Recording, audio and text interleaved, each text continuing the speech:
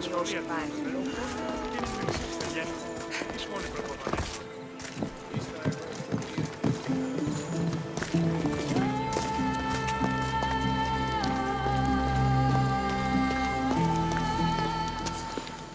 You are the eagle bearer. Wonderful.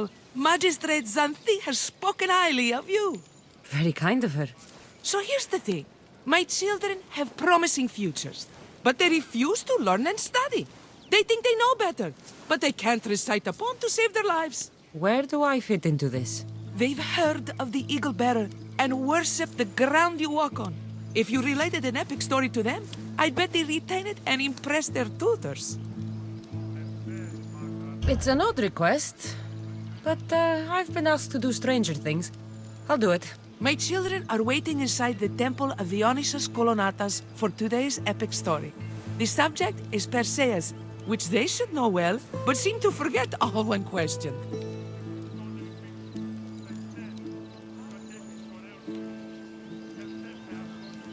I know the story well, of course, but my preferred version may not be what your children expect.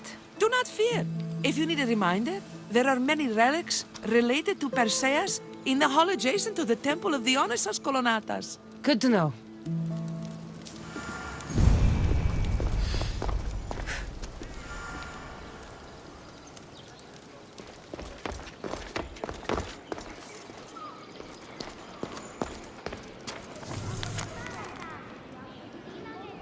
Μεγαλώνει με θεάτρους, αγλαότιμες, τεχνών μύθι, πολύορβες, πολυλίστη μητήρα κακών, ιστρούς αυρωτών ψυχάς. Ψήθεα, δος ειρήνην πολύορβων και κόρων διηγίαν, επεβόλβησιν εν ώρες, γλαυκόφ, ευρεσίτεχνε, πολυλίστη βασίλεια, ο εολόμορφε και αγιοτάτη.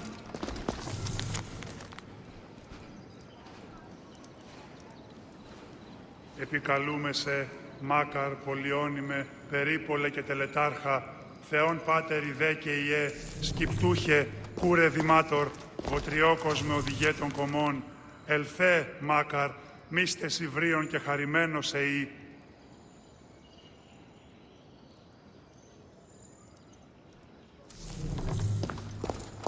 Μεγαλώνυμε και πολιώνυμε, φωνία και θηροκτώνε, φυλαγρώτη και λυτηρία, δρυμονίτης και βρωτών ελπίς, ελθέ, η κατέχεις ωραίων δρυμούς, ελθέ θεαστότηρα, άγουσα καλούς καρπούς, από γέης ειρήνην κερατήν, καλυπλόκαμον τη υγεία, και ο Θεά εύδρομε, πέμπεις της ωραίων κεφαλάς, νόσουστε και άργοι.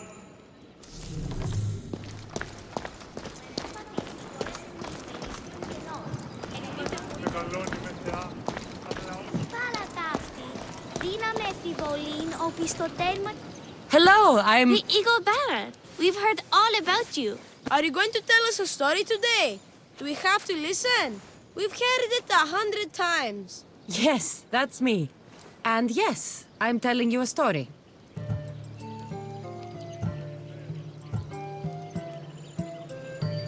Let us sing with the voice of the goddess about the exploits of brave Perseus and noble Pegasus.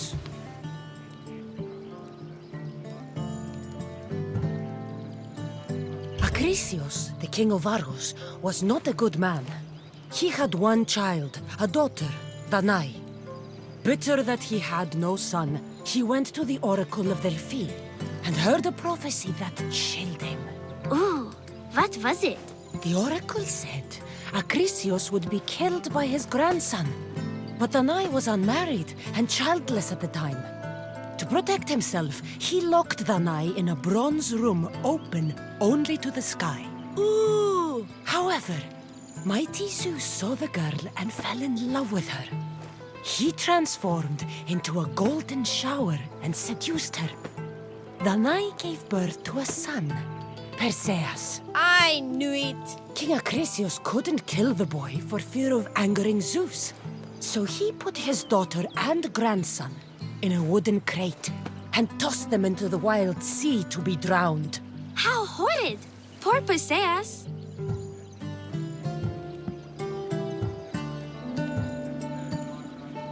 Perseus and his mother Danae were rescued on the island of Seriphos, and Perseus grew up under the care of a kindly fisherman, Victis.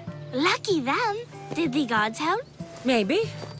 Perseus learned to swim and ride and fight, and how to be good and just, even though his father was only a fisherman. I can do all those things too. Good for you. Except swim. Or be just. Hush. Now, Victis' brother was the ruler of the island, but he was not a good man. He's scum.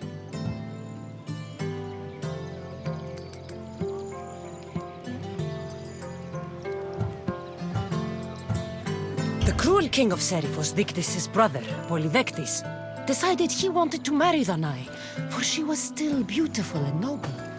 But Perseus knows his mother does not want this. Victis couldn't stop his brother, so it was up to Perseus to interfere and be annoying. Christos, that's your job. I would keep the stinky king from marrying you. The cruel, stinky king became angry. To get rid of Perseus, Polydectes sent him on an impossible quest. Prove yourself a warrior and fetch me a worthy wedding gift, the king said, by killing a great monster. I knew it! Shh, I knew it too.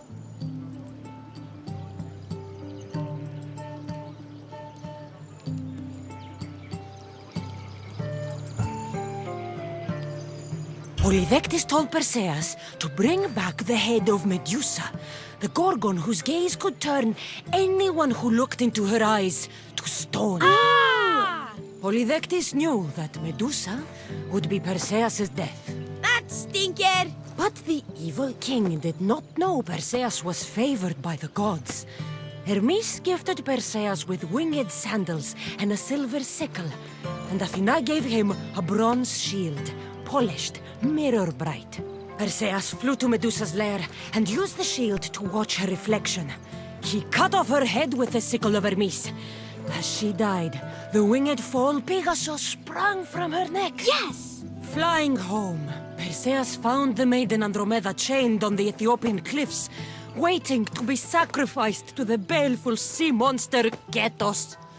Perseus used Medusa's head to turn Ketos to stone, rescued Andromeda, and married her. Take that, Ketos!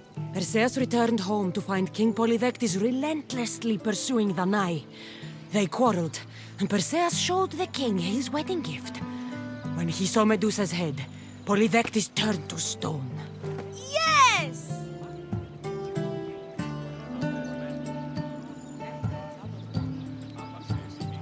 Perseus traveled to Argos with his family, and one day competed in the Great Athletic Games.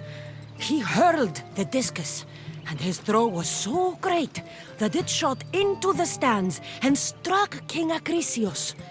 So doing, Perseus killed his grandfather and fulfilled the prophecy. Hurrah! You can't escape your fate. In the end, Perseus and Andromeda settled in Mycenae as king and queen, and had 7 sons and 2 daughters, the Perseidae.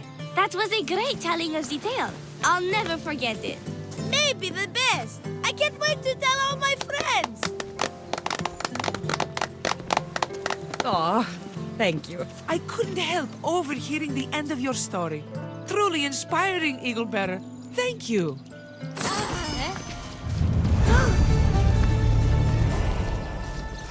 I told the story of Perseus to my tutor, and he said it was the best rendition he'd ever heard. My mother is so happy with us.